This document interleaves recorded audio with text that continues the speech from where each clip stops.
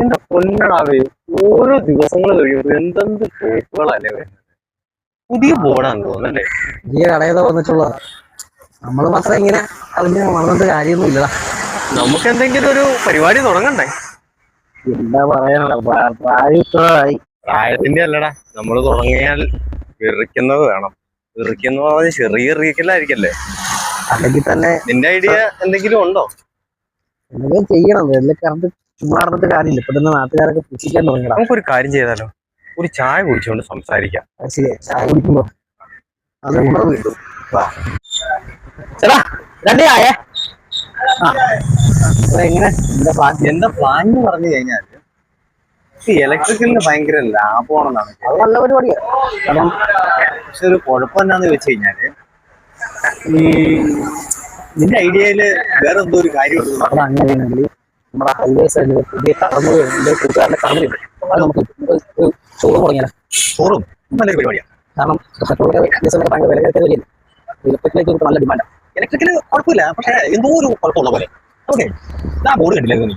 അതുപോലെ കുറച്ചുകൂടെ വെറൈറ്റി ആയിട്ട് ബോഡി സൊസൈറ്റി ഒരു സംഭവം ചെയ്താൽ അങ്ങനെയാണെന്നുണ്ടെങ്കിൽ നമുക്ക് ജിംനേഷ്യം ജിംനേഷ്യത്തിന് കുഴപ്പമില്ല, നീ പറഞ്ഞ പോലെ കുഴപ്പമില്ല. പക്ഷെ ജിംനേഷ്യത്തിനേക്കാൾ എനിക്ക് കൂടെ ബെറ്റർ ആയിട്ട് തോന്നിയതേ നമുക്ക് ഈ അലങ്കാര മത്സ്യങ്ങളെ ഒരു വലിയ ഷോപ്പ് ചെറുതാക്കണ്ട, ഒരു വലിയ ഷോപ്പ് തന്നെ ആയിക്കോട്ടെ. ചായക്ക് പാല് പോകണം തോന്നുന്നത്. കുഴപ്പമില്ല. ചായ വെടിക്കെട്ടാണ്. ചായക്കട അത് ചായക്കട കുഴപ്പമില്ല. അത് പക്ഷെ ഒരു കുഴപ്പം എന്താന്ന് വെച്ച് കഴിഞ്ഞാല് ചായക്കടയുടെ അടുത്ത് തന്നെ ഒരു തുണിക്കട ഉണ്ടെങ്കിൽ നല്ലതായിരിക്കും കേട്ടോ. ഭയങ്കര ഒരു പ്രത്യേകതയുള്ള കടകളൊക്കെ വേണം, എന്നാലേ നമുക്ക് എന്തെങ്കിലും കാര്യം ചെയ്യാൻ പറ്റുള്ളൂ. അറിയില്ല, എന്നാലും ചായക്കടനെ പറ്റി ആലോചിക്കാതിരിക്കാൻ രണ്ടും കൂടെ കൊണ്ടുപോകാൻ ചെയ്യുക. അങ്ങനെയാണെങ്കിൽ ഒരു കാര്യം ചെയ്താലോ. ഓക്കെ, ഇച്ചിരി വെളുപ്പിന് ഏക്കണമെന്നേ ഉള്ളൂ. നീണ്ട പരിപാടി എന്ന് പറയാൻ ഇച്ചിരി വെളുപ്പിന് ഏറ്റാൽ മതി. ഉച്ചയാകുമ്പോഴത്തേക്കും പരിപാടി കഴിയില്ലേ? കാശ് എത്രയാ കൊല്ലാന്നത്. അങ്ങനെ മീനിന്റെ കാര്യം മാത്രമാണെങ്കിൽ നമുക്ക് വേറൊരു കാര്യം കൂടെ ഉണ്ട്. പതിയെ ഇടിക്കുന്നത് കയറിയാൽ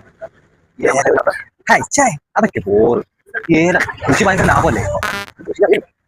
പക്ഷേ നമുക്ക് ആ ഏലക്കായുടെ ടേസ്റ്റ് ഒക്കെ ഇട്ട് ചായക്കടയിലേക്ക് വലിപ്പിക്കാൻ നമുക്ക് ഭയങ്കര സംഭവമായിരിക്കും. ആലോചിച്ച് നോക്കാം. ഓ, അതുകൂടി ശരിയാണ്. കയ്യിൽ മണ്ണ് വെച്ചാൽ കയ്യിലൊക്കെ ഇല്ല. എന്റെ ചായ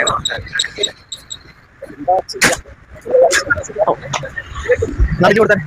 പോവാ. പൈസ ഇല്ലേ? എടാ നീ ചായ പറഞ്ഞോ. എടാ അത് ഭയങ്കര വെയിലായിട്ട് ഞാൻ തിരിച്ചു വന്നില്ലായിരുന്നോ? നീ ചായ പറഞ്ഞപ്പോ ഞാൻ വിചാരിച്ചു നിന്റെ പൈസ ചായ പറഞ്ഞു.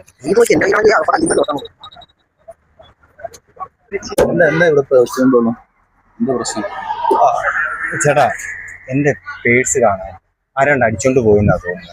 അല്ല, നിങ്ങൾ ഇത്ര നേരം ഇവിടെ നിന്ന് സംരംഭകരെ സംസാരിച്ച് കുറെ നേരം എല്ലാത്തിനും.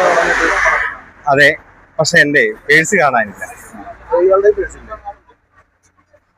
അല്ല, എന്റെ പേഴ്സ് ഉണ്ട്, പക്ഷെ പൈസ അവന്റെ പേഴ്സിനകത്താ വെച്ചിരുന്നത്.